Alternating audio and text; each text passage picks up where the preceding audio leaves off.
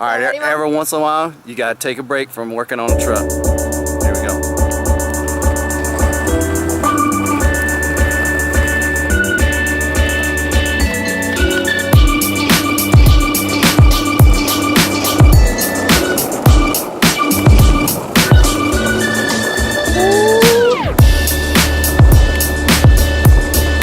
It's downhill this way.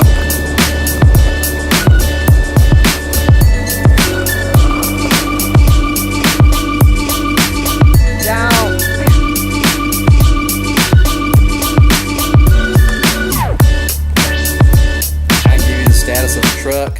I wanted to show you what I've been working on, and I'm also going to cut in a few videos of what's been keeping me busy lately. Lots going on in my life.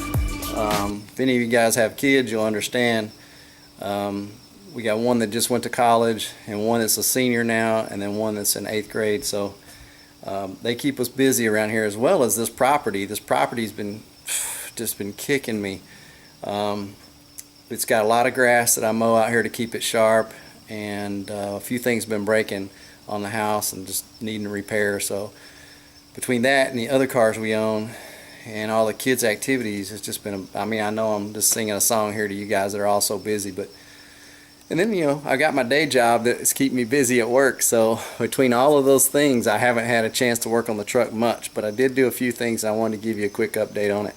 So what I've got here in front of us is the truck, obviously, and here's the back of it. And the rear end, if you remember, I mocked up this Explorer rear end under the truck with the leaf springs, and part of the delay has been I don't know if I want to stay with the leaf springs. They don't fit exactly for the Explorer rear end. I think I've showed you this before, but you can kind of see how the spring perch is off a little bit toward the inside of the truck here. I'm looking forward. You can see the space between the U-bolts is tight on the left side and got a gap over here on the right side. And even with that, depending on where these bushings are, this bushing happens to be really close to this side and not close to this side. On the other side, it was kind of the other way. I knocked it in as tight as I could right here, and I also knocked this. I went and pressed this bearing and pushed it over a little bit because I'm trying to get them to be the same to get my rear end centered underneath the truck. So it's really, really close right now. It's off about 1/8 of an inch, and I just don't know anything else I can do. I've got the bushings tight to the inside. I've got it sitting on the same perch as there. But I think it's going to have to do. It's going to be off a little bit. The suspension will settle in once I really get some weight on it. It may change a little bit and move side to side a little bit. I'm not going to be that close to my fender well, so I should be fine.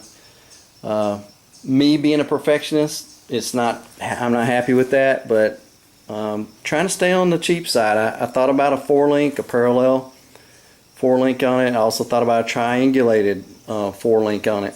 When you start talking triangulated, though, the fact that the Explorer rear end is off to the right, it's a little closer over here than it is over here. You can see more axle. It has one short axle, one longer axle. Actually kind of throws you off a little bit with the triangulated system. You've got to weld perches here for for the bars that are at an angle, and they've got an angle up to a center point. Some people actually put a bracket around where these bolts are, and it comes up here, and then you have the narrow side of your triangle here, and it flares out to the frame on the front, which is another option. All of that kind of gets in the way, though, of your exhaust system, and you have to watch out for your drive shaft depending on how you put that together. So considering all this stuff and the fact that I'm trying to stay on a budget, and I really wanted to put this truck together and lower it down and get it on a nice suspension with disc brakes on all 4 corners on a budget. And I was leaving the patina on the truck for the most part. I'm going to fix some rust on it, but you know, got the Crown Vic up there on the front. I think I'm just going to, this is a flip, basically this is flipped over. It's going to lower it about 5-6 inches. I'm probably going to have to C-notch right here. There's no weight on the truck. It is sitting on the axle like as if it was on the tires right now. So, but all I've got is this real light frame on it right now, so it's not pushing down too much. Another thing that is going to hit is right here. This is the sway bar mounts for that rear end, and I marked right here on my frame it's going to hit when it comes up. So I'm going to have to either clearance my frame here or take these off and not do a sway bar in the back, and I'd rather do a sway bar. So I'm probably going to clearance this and C-notch the frame so I can get a little bit more up and down clearance right there. Now I probably would C-notch it anyway if I did a 4-link, so that's not time wasted or energy wasted or money wasted. Is I can actually put my my brakes back on. These are the caliper holder frame here, and then I can put the dust shields back on and put my axles back in and get wheels back on it where I can roll this thing around and do some work on it, which is one of my main goals. It's been stuck here in the garage for a couple months, not moving because I got this rear end out of it. Now that it's all mocked up and this is what I want to do, I'll pull it out, I'll pull the springs apart, sandblast them, paint them all with the POR 15, paint the rest of the rear end with the POR 15 and the frame, so I can get all that done, and then I'm going to put it all back together. I wanted to show you something else. This isn't truck related, but it's our little 4Runner here. Connor, on the last day of high school back in May, been all the way back to the beginning of the summer, totaled our Jeep. And the Jeep was in one of my last videos that I published, Jeep Grand Cherokee. It was a really nice vehicle. This is going to be a nice vehicle as well. It's a 1999, got 230 something thousand on it, runs like a top. These Toyotas are pretty reliable. So this is what Abby's driving now to high school. Really like it. It's a fun vehicle. There was 2 prior owners. They took really good care of it. Last owner was a captain actually in the Army. So there you go. Quick update. I kind of rolled in some film of some other things. Check this out though. I want to roll in. One of the things I did do was my wife and I got away for a week and did a little bit of vacation. Was able to kind of spend some time alone. We haven't done something like that in a couple of years. So I'm gonna roll in some footage right here. Let you see what we got to do. Okay.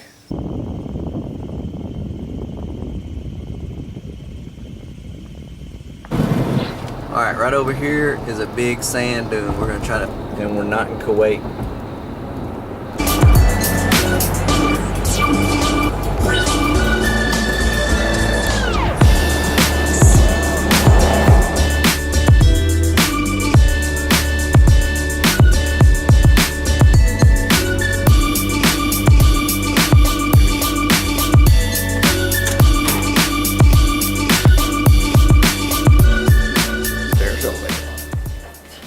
Always the stairs. Yeah. And it's been going kind of dark, kind of bright, so I got the sunglasses just in case.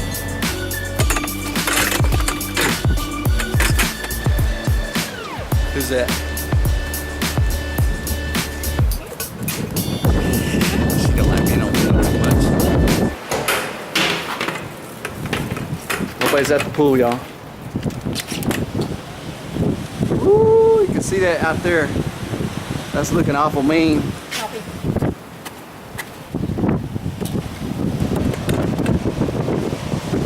I don't really have a windsock on this microphone right here, so let's see how this goes, man. We're gonna sit up right out here, but I have a feeling I'm cold-natured, and I'm not sure this is gonna work. You gonna go in? Negative.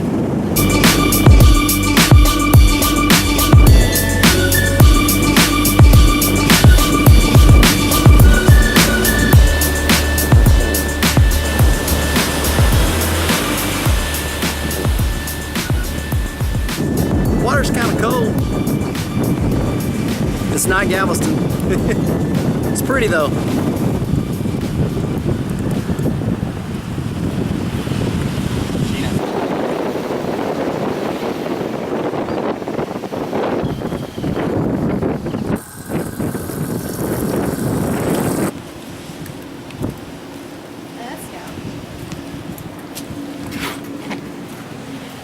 Dang.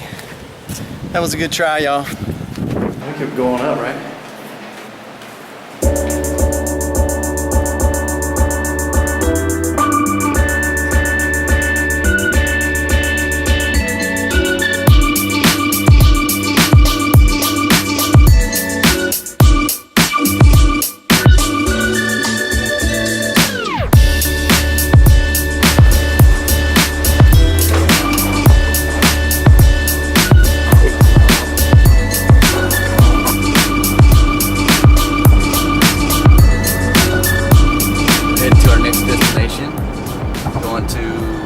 Charleston, South Carolina. So we're gonna jump down south a little bit more. Saw these wobbles. So we're at the hotel. It's raining out there like crazy. Let me see if I can zoom a little. It's coming in. Anyway, these little doors are kind of cool. We've been enjoying them, but we gotta shut them.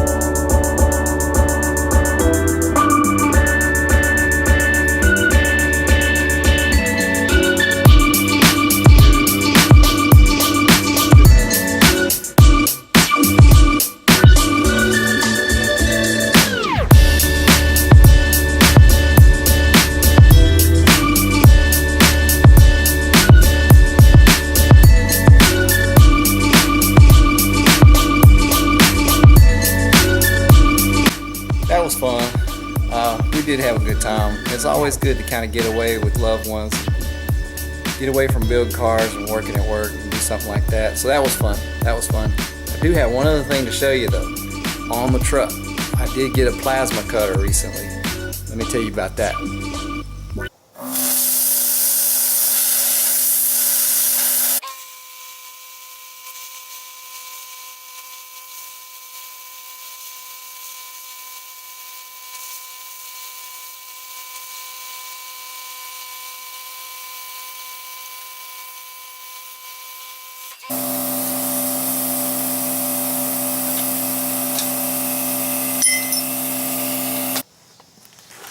See that cut? It's not bad. Alright, this is what I got. I got the 250 Ci, and it's a pretty good story. Went up to the Tractor Supply Company, which is, I'm up there quite often just getting something, you know. I've got either get a tool or a bolt or something, and it's handy. We've got one here in our town. And this little guy was sitting on the shelf, and it was, I mean, literally, if I put my hand up here, y'all can see this thing is not that big.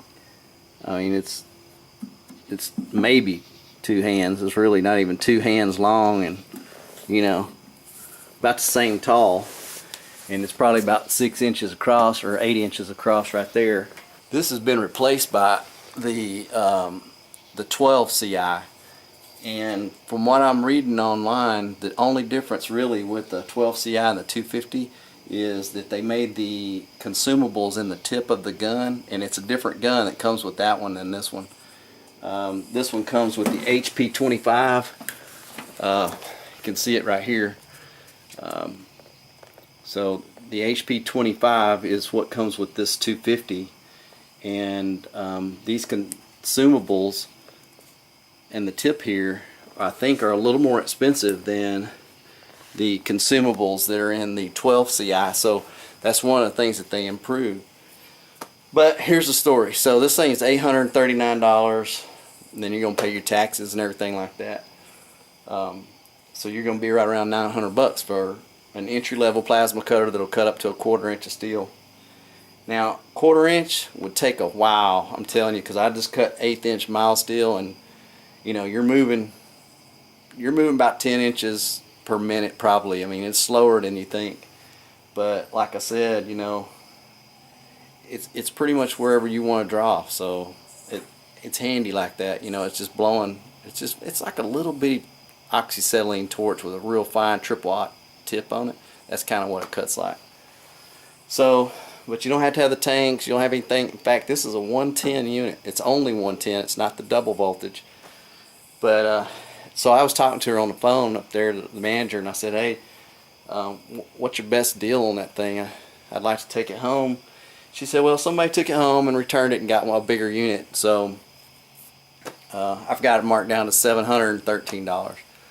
And I didn't want to buy it for that much either. So I let it go a day, and I called her back the next day and I said, hey, I think I might come out and look at that thing again, but you got to work with me on the price on this. And this is something y'all can do too. I mean, they have the capability to work on their prices up there. So I offered her $600 for it, and she thought about it for a little while, and then she went and called the actual store owner, and she came back. She said, no, I can't do that. And I said, well, how about let's do $650. She said, let me text her back real quick and see if that'll work. So she came walking back up in just about 5 minutes, said yeah, she's good with that. So I got this thing for $650 instead of $839, and somebody had taken it home. It literally was spick and span clean, looked like it just didn't have a box. It was just sitting there. Everything was perfect. Even the lines on it were just super clean. So somebody really did just use it a little bit. The tip was used. I went ahead and changed the tip because it comes with 2 more consumable tips, the electrode inside and the cone. And I went ahead and changed it, and when I looked at the brand new one versus the one that was on it that the guy had used, he had used it some because it was worn out. It was probably twice the ID. The little hole in the tip was about twice the size of the new one. So I went ahead and changed it out, and it did cut better because I did cut a little bit with it with the old tip, and then put the new tip in and try it that way, and it's a lot better. So you do have to stay on top of the tips. Alright guys, I went and got some of these. It's old school, kind of like my granddad used to have, but it flips up, and then this is a number 5 shade for cutting with this plasma, and it's a whole lot better than my welding helmet because my welding helmet would only go down to 8, so it was still too dark. I really couldn't see when it would kick in. It made it too dark to really see, because that plasma, if it's cutting correctly, actually, and these will go over my glasses, so that's kind of nice, but that plasma, when it's cutting correctly, is shooting the sparks down. So on top of the metal, especially now, it's dark outside, so I was right over there by the door. I couldn't see my line to keep tracing it, and so last night when I was cutting on this, I just stopped because I was getting wiggly with it, and I went today and got some of those, and then I've done some other stuff today, but back out here tonight, and I would say I've got a total of 10 minutes total cutting on these plates. Take a look. Those things look just like my pattern. Let's see. Here's my pattern. You know, and I laid them on there. I used a coffee can to make these bird's mouths on here. Just kind of traced around it and just used a black Sharpie. But there you go, man. Dadgummit, that thing is handy. Built-in compressor. 110 volt on a 20 amp circuit. Everything just kind of rolls up together right here, and you just strap it on the back with this little strap thing, so you can just pick it up and carry it wherever you need to go, man. It's really kind of nice. So beats the heck out of trying to cut that with a cutoff wheel, especially those little bird's mouths. That would have been rough. Trying to get these back up to the house one night this week and get them welded. You enjoyed looking at some of that stuff I've been doing all this time. Now I'm just trimming this piece of metal right here that I cut with that plasma cutter, and hopefully it'll fit right in here, and I'll be ready to weld this boxing in really soon. It's a little tight on the top, but looking at the profile, I think I'm going to take a little off the bottom and let this sit down because it's the perfect curve up here. I don't want to mess that up. So I'm going to take a little bit off the bottom here, and it should drop down just enough to go in.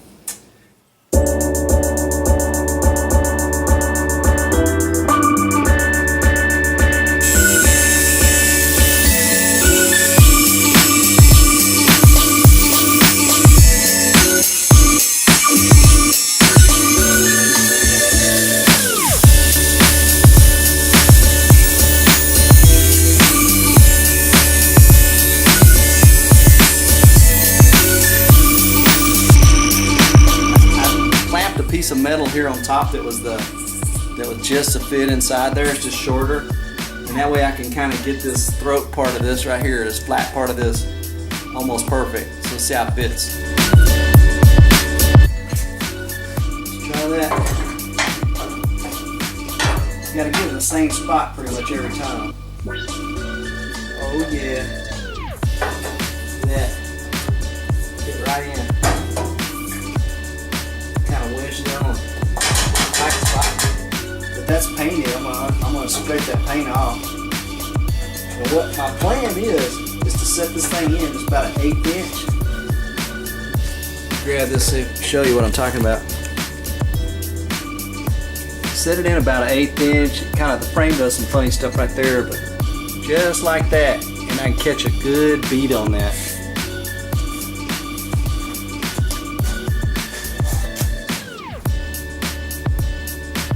That's good. Really strengthen that wall, and it'll just look better too.